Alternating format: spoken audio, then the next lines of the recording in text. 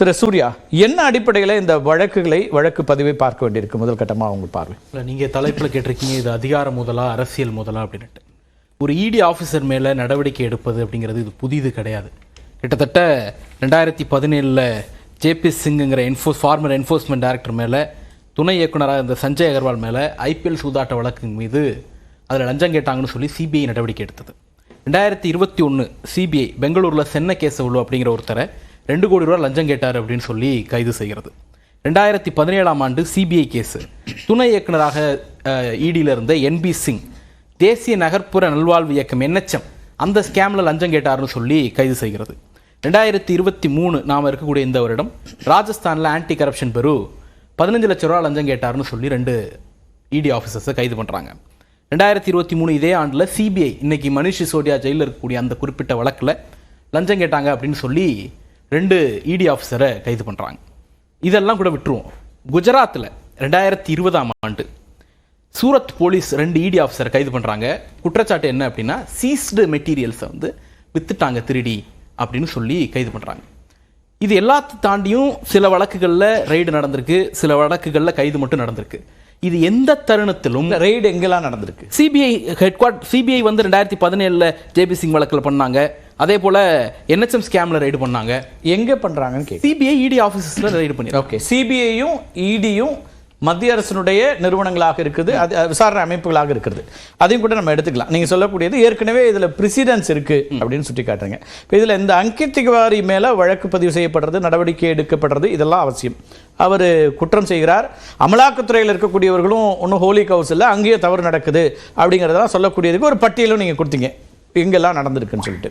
ஆனால் இதில் மதுரையில் இருக்கக்கூடிய அமலாக்கத்துறையினுடைய அலுவலகத்தில் நீங்கள் உள்ள நுழைந்து எங்களை பணி செய்ய விடாமல் தடுத்தாங்கன்றது தான் நேற்றைய வழக்கு. இது அப்போ ஒட்டுமொத்த அந்த அமலாக்கத்துறை அலுவலகத்தையே கேள்விக்குள்ளாக்கக்கூடியதாக மாறலையாது? இல்லை, அங்கே நடந்தது தான் வழக்க பதிவு சொல்லு. நீங்கள் சொன்னது தான் நான் திருப்பி வரேன். இவ்வளவு வழக்குகள் நடந்த போது இது எதுலையுமே மதுரையில் ரியாக்ட் பண்ண மாதிரி இடி ரியாக்ட் பண்ணலை. அது ஒரு தனிப்பட்ட அலுவலரின் மீதான நடவடிக்கை அப்படிங்கிற அளவில் அதை நிறுத்திக்கிட்டாங்க. ஆனால் இங்கே மட்டும் அதை பர்சனல் ஈகோவா அவங்க எடுத்துக்கிட்டு ரியாக்ட் பண்ணுறாங்க.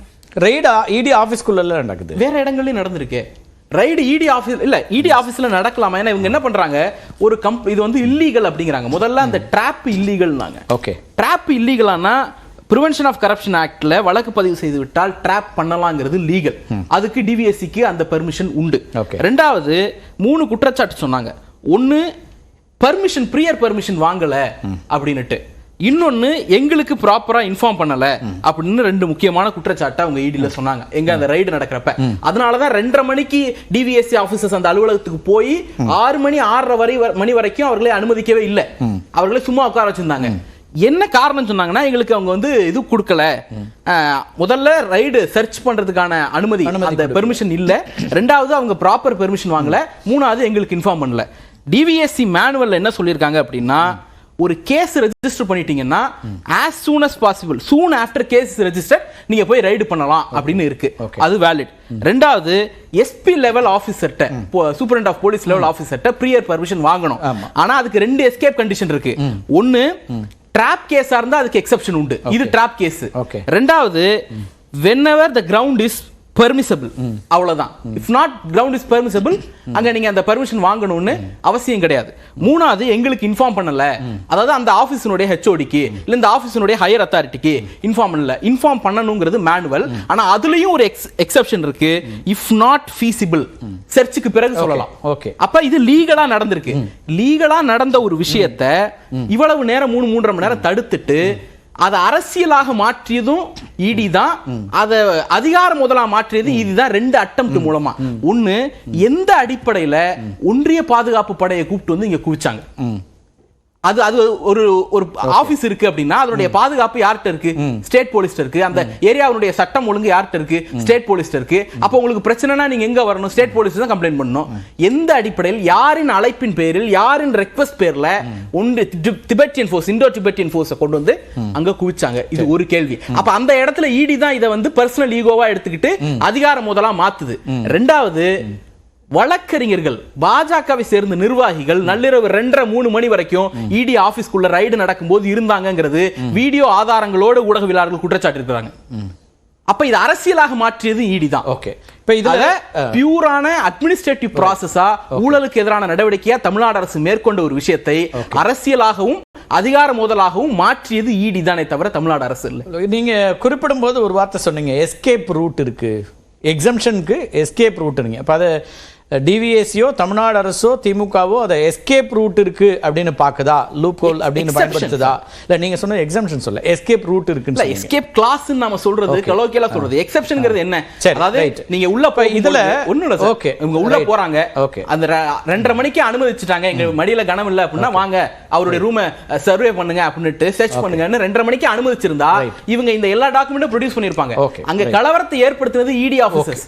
அதுல இன்னொரு சார்ஜ் இடில என்ன சொல்றாங்க, எங்களுடைய அலுவலகத்தில் ட்ரெஸ்பாஸ் பண்ணாங்க, அத்துமீறி உள்ள நுழைந்திருக்கிறார்கள், வழக்கு பதிவு செய்யுங்கன்னு டிஜிபிக்கு நாங்க கடிதம் கொடுத்தோம். இப்போ வரைக்கும் அதுல எந்த நடவடிக்கையும் இல்லை அப்படிங்கிற. இன்னைக்கு ஹிந்துல ஒரு செய்தி ரிப்போர்ட் ஆயிருக்கு. ஒரு சோர்ஸ், நீங்க என்ன இது எல்லாமே சோர்ஸ் அடிப்படையில் தான் நம்ம பேசிட்டு இருக்கோம், எக்ஸெப்ட் அந்த சம்மனை தவிர. அந்த சோர்ஸ் அப்படி ஒரு கடிதமே வரல டிஜிபிக்குங்கிற அப்படின்னு சொல்லியிருக்காங்க. நாங்க அக்னாலஜ்மெண்ட் ரெசிப்டை வெளியிடுங்க இடி சார்பா, ஓகே ரைட் கொடுத்துருக்கோம் அப்படின்ட்டு அக்னாலஜ்மெண்ட் ரெசிப்டை வெளியிடுங்க. ஓகே, முதல் கட்ட கருத்தா இதை எடுத்துக்கிறேன். திரு நாகராஜ், இது ஒரு அரசியல் மோதலாக மாற்றியதே இடி தான் அப்படின்னு ஒரு பார்வையை சூர்யா முன்வைக்கிறார். இடி அலுவலர்கள் கைது செய்யப்படுறது முதல் முறையில் இந்தியாவில் பல இடங்களில் நடக்குது. ஆனால் மதுரையில் மட்டும் இதை ஒரு அரசியலாக்குறாங்க, இது ஒரு சிக்கலாக்குறாங்க, மாநில அரசோடு அல்லது மாநில காவல்துறையோட மோதல் போக்கை உண்டாக்குறாங்க இடி அப்படிங்கிறார். ஏற்கனவே திமுக அரசு தொடர்ச்சியா மத்திய அரசோடு மோதல் போக்கில் ஈடுபட்டு வருது. இந்த அமலாக்கத்துறை சம்பந்தப்பட்ட விஷயத்துல அதிகாரத்தினுடைய மோதலா அரசியல் அப்படின்னு கேட்டா 100% தன்னை தற்காத்துக் கொள்கின்ற ஒரு மோதல் போக்கை தற்காத்துக் கொள்வதற்காக இந்த மோதல் போக்கை திமுக அரசு கையில் எடுத்திருக்கிறது தான் சொல்லணும். ஏன்னா முதல்ல இடியுடைய அலுவலகத்தில் ரைடு போறக்கோ அல்லது அவரை சென்று சோதனை செய்து பிடிப்பதற்கோ அதிகாரம் இருக்கிறதா என்பது ஒரு கேள்வி எனக்கு. ஏன்னா முதல்ல இதற்கு முன்னாடி தமிழகத்தில் இது போன்று நடைபெற்று இருக்கிறதா அப்படிங்கிறதும் நண்பர் அதற்கு பதில் சொன்னா பரவாயில்ல. திடீர் அப்படின்னு ஒரு அமலாக்கத்துறை மீது, அதுவும் குறிப்பா ஒரு 5000 கோடிக்கு மணல் கொள்ளை நடைபெற்றிருக்கிறது. அதுல பாத்தீங்கன்னா ஒரு 36 கோடி தான் அரசுக்கு வருமானம் போயிருக்கிறது, 5000 கோடி முழுமையாக சுரண்டப்பட்டிருக்கிறது. அது மதுரை சார்ந்த பகுதியில் நடைபெற்றிருக்குங்கிறப்போ மதுரை அலுவலகத்தை குறிவைத்து ஒரு தாக்குதல் நடைபெறுது அப்படின்னா, ஒரு தேடுதல் வேட்டை நடைபெறுது அப்படின்னா, அப்போ இது திட்டமிட்ட தன்னை காப்பாற்றிக் கொள்வதற்காக அங்க இருக்கிற தரவுகளை சேகரிப்பதற்காக எடுத்துக்கொள்ளப்பட்ட நடவடிக்கை என்கிற சந்தேகத்தை ஏற்படுத்துகிறது. இது சென்னையிலயோ வேற பகுதியில் நடந்தா பரவாயில்ல. முறைகேட்டில் ஈடுபட்டிருக்கிறாருன்னு வழக்கு பதிவு செய்து சிறைக்கு அனுப்பப்பட்டிருக்கிறார். அதுல உங்களுக்கு ஏதாவது கேள்விகளோ சந்தேகங்களோ இருக்கா? எங்களுடைய மாநில தலைவரும் தெளிவா சொல்லிட்டாரு, அதுல 100% எந்த மாற்று கருத்தும் இல்லை. லஞ்சம் வாங்குவதோ லஞ்சம் கொடுப்பதோ, நான் கொடுப்பதையும் சொல்றேன், பாபு அவர்கள் கொடுத்ததையும் சொல்றேன், இதுல எந்த மாற்று கருத்தும் இல்லை. நாங்கள் முழுமையா எதிரானவர்கள். ஆனா எங்களுடைய சந்தேகம் எல்லாம் அப்படிப்பட்ட ஒருத்தருடைய அவருடைய வாக்குமூலத்தில் சொல்றாரு, அவருடைய விசாரணையில அவருக்கு நடத்தப்பட்ட விசாரணையில வாக்குமூலத்துல அவர் மட்டுமல்ல அவரோடு பணியாற்றக்கூடிய பலரும் இதுல ஈடுபட்டிருக்காங்கன்னும் போது டிவிஎஸ்சி அதுக்கான அதிகாரப்பூர்வமான அறிவிப்பானையே அங்க இருக்கக்கூடிய இடி அதிகாரிகளுக்கு சொல்றாங்க, சர்ச் பண்ணணும்ன்றாங்க. அப்ப அதுக்கு ஒத்துழைப்பு வரணுமா வேணாமா? அப்ப அதுக்கான தேவை அங்க வருதா வரலையா விசாரணைக்கு? இல்ல, சர்ச் பண்றதுக்கு அப்படிங்கிறது நீங்க சில ப்ரொசீஜர் இருக்கு. நீங்க அங்க உள்ள போறீங்க, அப்படி போற அப்போ அங்க இருக்கான முக்கியமான ஆவணங்கள் என்னென்ன இருக்கிறது அதை காப்பாற்றிக் கொள்ள வேண்டிய கட்டாயம் அமலாக்கத்துறைக்கு இருக்கிறது. ஏனென்றால் ஒரு 5000 கோடி சம்பந்தப்பட்ட விஷயம். அது மட்டுமல்ல, அந்த வழக்கு கோர்ட் நிலுவையில் இருக்கு. இவங்க அதிகாரிகள் கலெக்டர்கள் கோர்ட் வரக்கூடாதுன்னு சொல்லி ஒரு உயர்நீதிமன்றத்துக்கு போயிருக்காங்க. அதுல விஷயம் நடந்து கொண்டிருக்கிறது. அப்போ அந்த சதியை, அதாவது அது குறித்த அந்த விஷயத்தை அவர்கள் செய்த அந்த சதியை முறியடிப்பதற்காக, முறையேற்றிலிருந்து தங்களை தற்காத்துக் கொள்வதற்காக இந்த நடவடிக்கை அவர்கள் செய்கிறார்கள் என்ற சந்தேகத்தை எழுப்புகின்றனர். அதுதான் என்னுடைய முக்கியமான பாயிண்ட். ஏன்னா தமிழ்நாடு காவல்துறை என்ன சொல்லுதுன்னா, அங்க 3 மணி நேரம் காத்திருக்கிறோம், அப்ப அசிஸ்டன்ட் டைரக்டர் சொல்றாரு, டெபுட்டி டைரக்டர் வந்து சென்னையில் இருக்கிறாரு, அவர் அப்ரூவ் பண்ணணும், வருவாருன்றாங்க, வரல.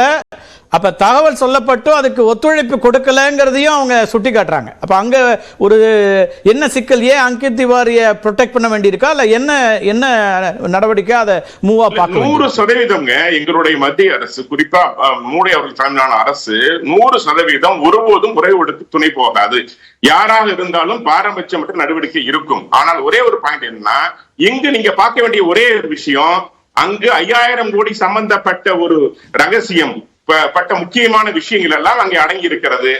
அதனுடைய தரவுகளை திருடுவதற்காகவோ அதை மாற்ற அதிகாரிகள் இருக்கக்கூடிய இடத்துல இல்ல இடி அதிகாரிகள் அங்க இருக்கிறாங்க. அங்க இருந்து என்னத்தை நீங்க 2-3 வார்த்தைகள் சொல்றீங்க, தாக்குதல்ங்கிறீங்க, அப்புறம் திருடுதல், அதெல்லாம் எப்படி ஒரு தமிழ்நாடு காவல்துறை அப்படி வந்து ஒட்டுமொத்தமா நம்ம காவல்துறை அப்படி சொல்றோமா, டிவிஎஸ்சி அதிகாரிகள் அப்படி சொல்றோமா?